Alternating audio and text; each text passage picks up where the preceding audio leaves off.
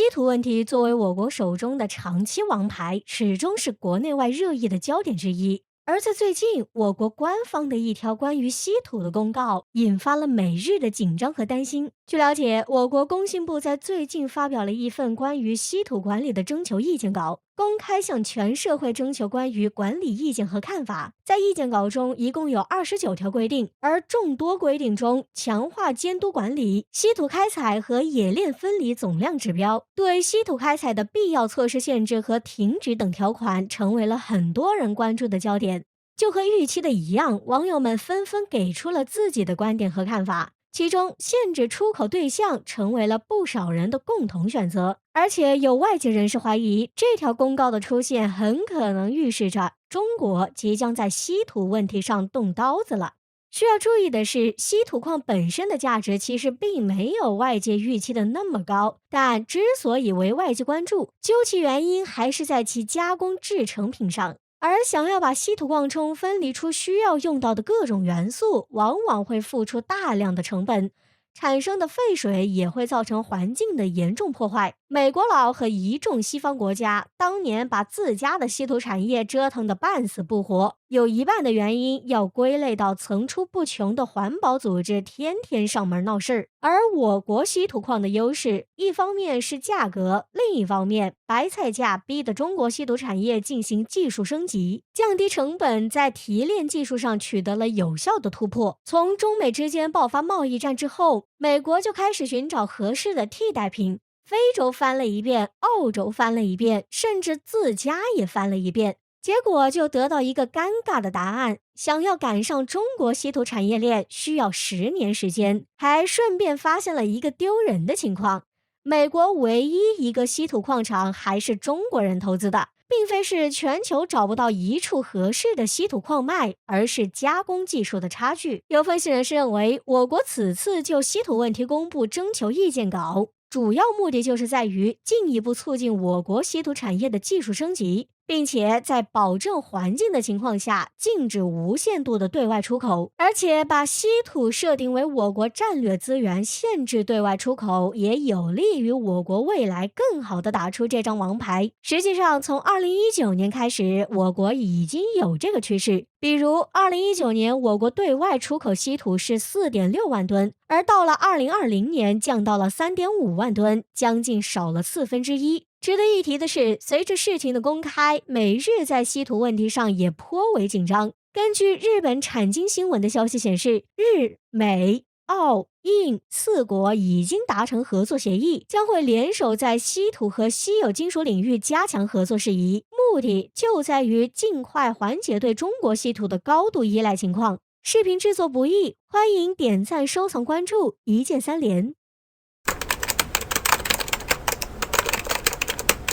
为何在中日东海磋商会议上，日方代表会发飙？又为何日媒认为这是因为中国认真了？据媒体报道，1月20号，中日代表以视频会议的形式举办了关于东海局势的磋商会议。会议的目的是推动中日双方在东海的合作以及提出诉求。然而，此次会议竟成为日方的诉状会。日方代表在会议上多次对中国提出抗议，认为中国在一些岛屿周边巡航执法是不正确的行为，而中方也针锋相对，认为我们在固有领土巡航是我们的权利，日方没资格说三道四。此次中日东海局势磋商会可谓是火药味十足，而日方当场发飙背后也有一些事情值得玩味。若放到10年前，恐怕我们很难见到日本代表会如此无能狂怒。不过，随着我国国防力量的迅速增长，同时对主权维护力度的增加，很明显可以感觉到日本的声音大了，但是船少了。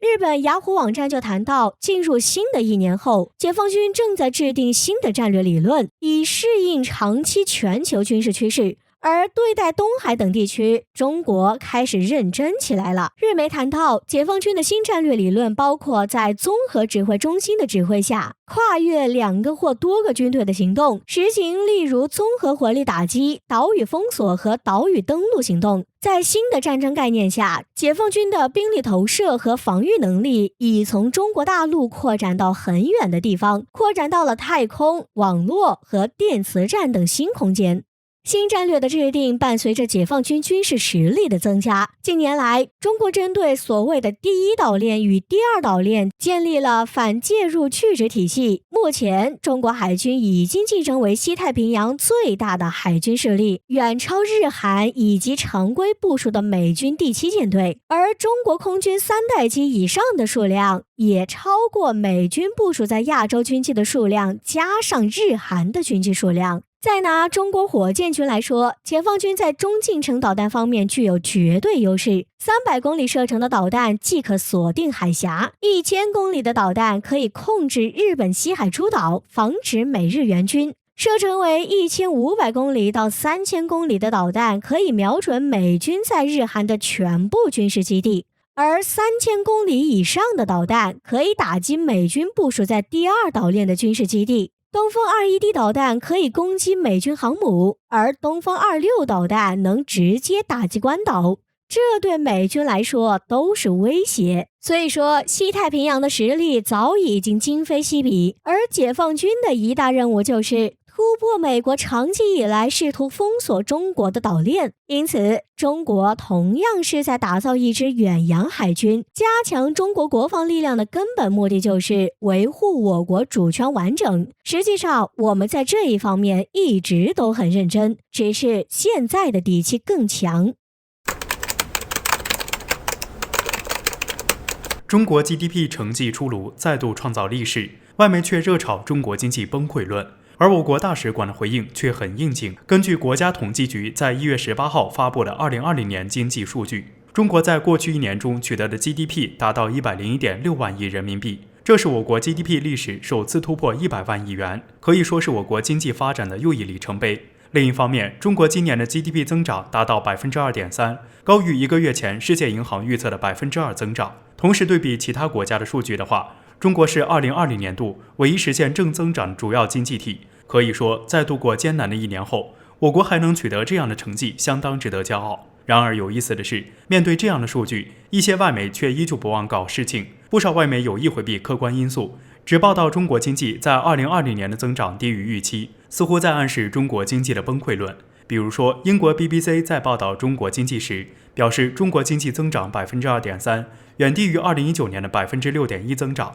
只能说，一些外媒也是角度新奇，为了抹黑中国的发生成就，啥都能说。谁都知道，去年的时候，新冠疫情突然爆发，而中国是最先受到大面积影响的国家。在疫情爆发后，我国很快实行封锁政策，以牺牲部分经济为代价来遏制病毒传播。事实证明，我们的做法相当正确，疫情被很快控制住。而从第3季度开始，我国经济开始恢复并实现逆转。到了第4季度，我国经济甚至超过2019年第4季度的增长。另一方面，一些外媒似乎忽略了自己国家的经济发展。疫情造成的破坏不仅在中国，如今新冠疫情肆虐全球，像美国等国家由于应对疫情的措施实属糟糕，经济也自然遇到了大滑坡，成为负增长。这么横向一对比的话，就知道我们取得这 2.3% 的增长是有多么来之不易。当然，这些外媒会不知道这样的情况吗？他们当然是心知肚明的。之所以要这么报道，无非是要暗示中国的经济崩溃论。很多年前，关于中国经济的崩溃论就已经在西方社会大行其道了，但中国的表现却屡屡打脸，